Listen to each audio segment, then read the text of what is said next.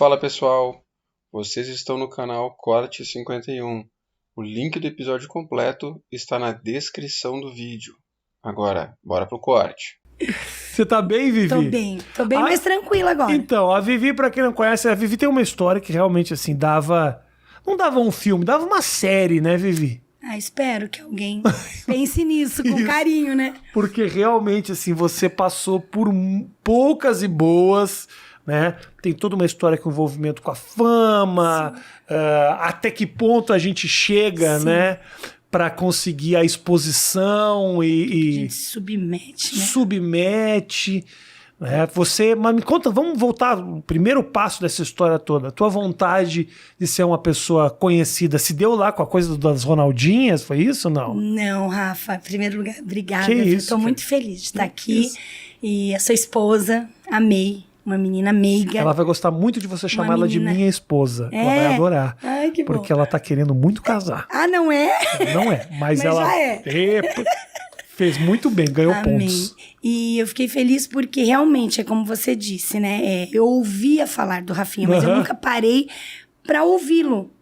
E eu tô impactada porque, assim, de todas as entrevistas que eu assisti desses dias pra cá, fiquei impressionada. Em primeiro lugar, eu já participei do Domingão do Faustão, na época que o Fausto Silva apresentava, e ele não deixava a gente falar. Ele fazia pergunta, mas ele interrompia. Entendi. E você não. Eu deixo. Você deixa a pessoa pelo menos responder, flui. Aqui não tem limite de tempo, E então eu amei. Eu vi a entrevista com o Caio Fábio. Por sinal, demais. né, Enfim, Caio Fábio. Mas a questão da fama, ela veio bem antes das Ronaldinhas. Isso. Como é que você era? Eu tinha 5 anos de idade. Tá. Morava aqui na Rua Augusta. Praça ali, Roosevelt. Fiz o meu prezinho ali. E meu pai tinha uma boate na Rua Augusta. Meu pai começou como gerente de um prostíbulo. E eu morava em cima dessa boate e estudava depois da Praça Roosevelt. Eu vim para o Caetano de Campos. Então, eu fiz parte do primário, antigo primário, Fundamental 1 hoje, ali. E eu já queria ser famosa. Não tem ninguém na minha família que seja artista.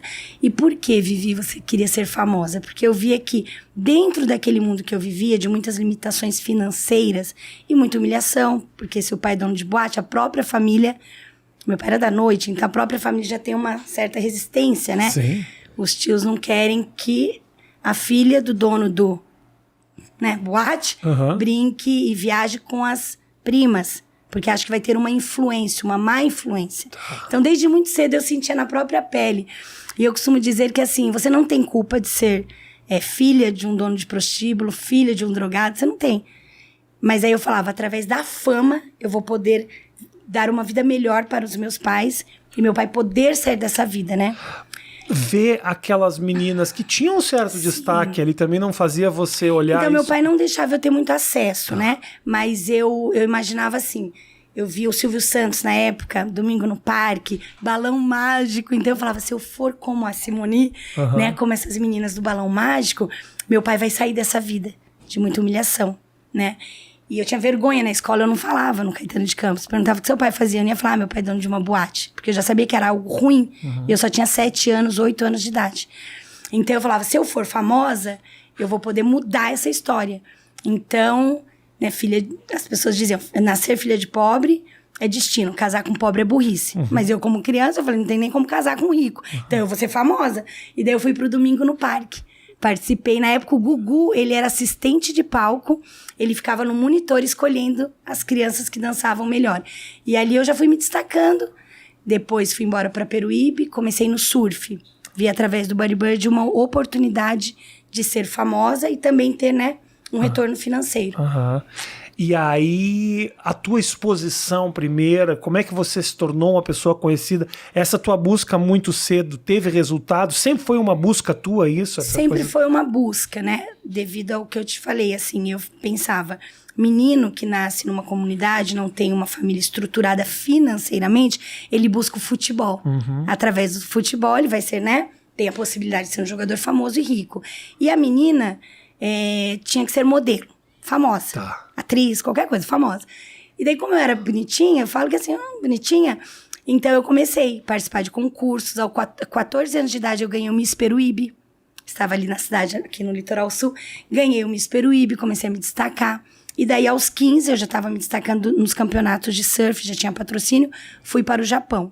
Mas a minha ida para o Japão não foi por causa do surf, porque os meus pais se separaram e a minha mãe foi embora para o Japão.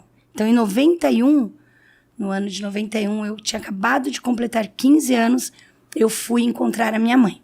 E daí é onde começa uma história bem louca, assim, bem... Eu falo que dentro da prostituição, Rafinha, existem os estágios, né? Como das drogas. Fuma só um baseadinho.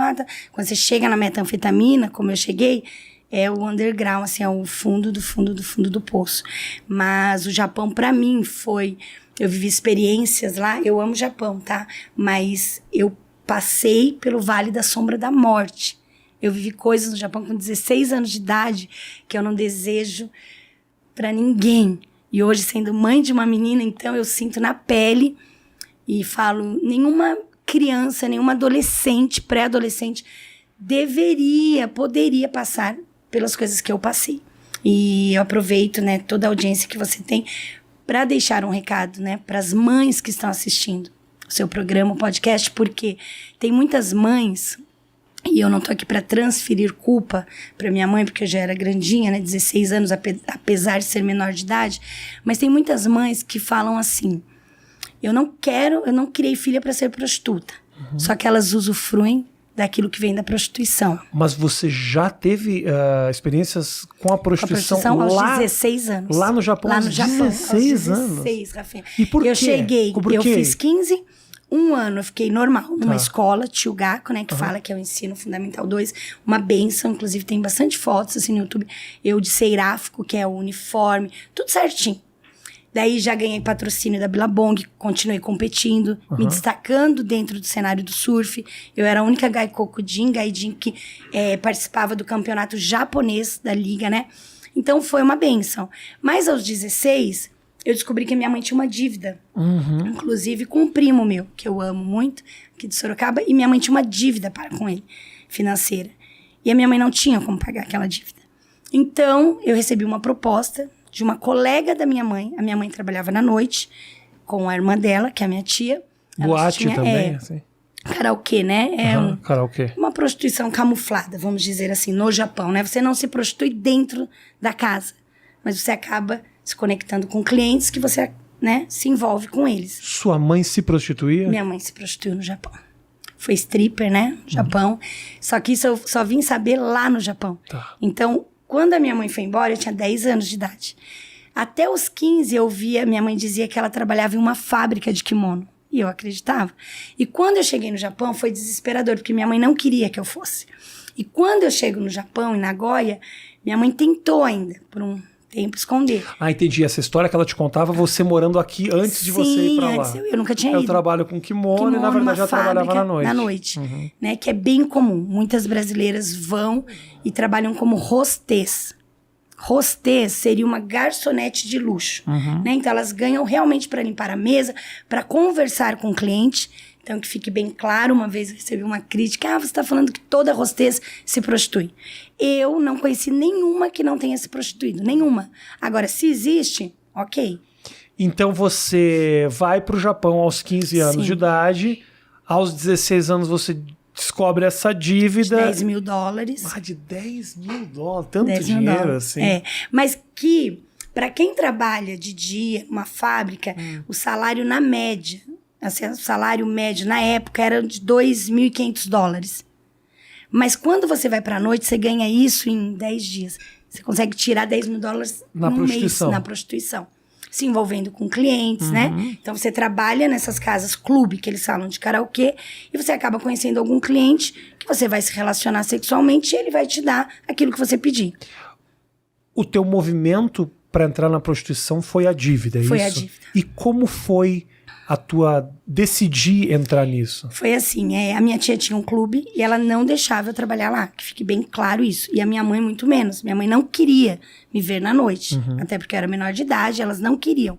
Daí uma colega da minha mãe falou, Vivi, eu trabalho em um clube que eles pagam $17.150 das 8 à meia-noite só pra você ficar ali sentadinha.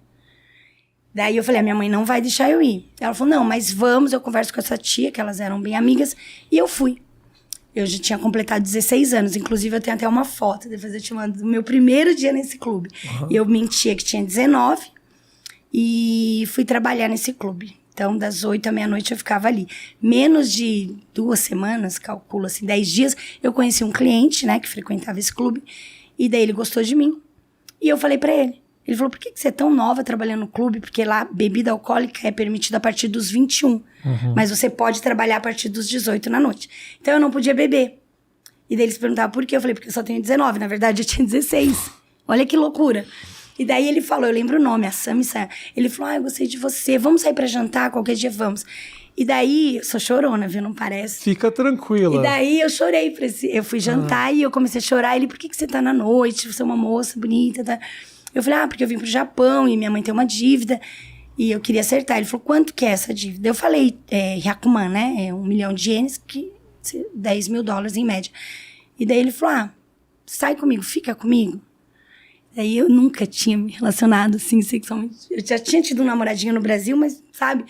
Você nunca tinha tido relação sexual? Não era virgem, mas eu nunca tinha me relacionado com alguém por interesse. Tinha sido meu primeiro namoradinho, que eu namorei dos 12 até ir pro Japão. E daí eu falei, gente, como é que vai ser, né? Então, ali eu me relacionei com ele, foi horrível. Mas ele, antes de ter a relação com ele, ele já deu o bolinho, assim, de $10 mil pra mim. E esse dinheiro, eu até falei numa entrevista no SBT, que esse dinheiro eu coloquei, sabe essas latas de bolacha? Eu coloquei dentro da lata de bolacha, debaixo da pia da casa da minha mãe, né? Onde eu estava morando, apartamento, que nem embaixo. E quando ela chegou, eu falei, mãe, vai ali, abre ali.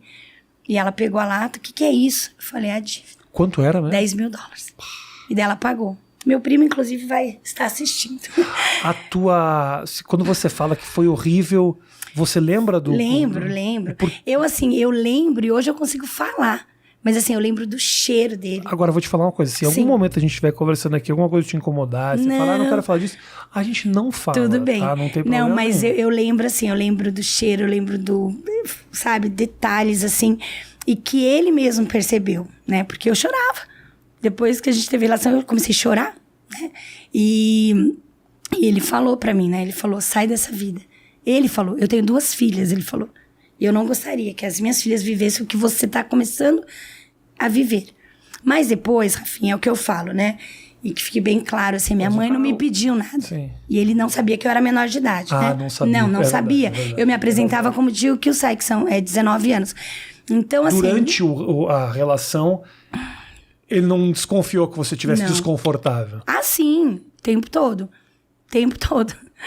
O tempo todo, e inclusive. E você também, você se sentiu... Sim, eu chorei. Durante a relação, eu chorei. Né? Mas assim, eu falo que hoje, Rafinha, graças a Deus, eu consigo falar sobre isso.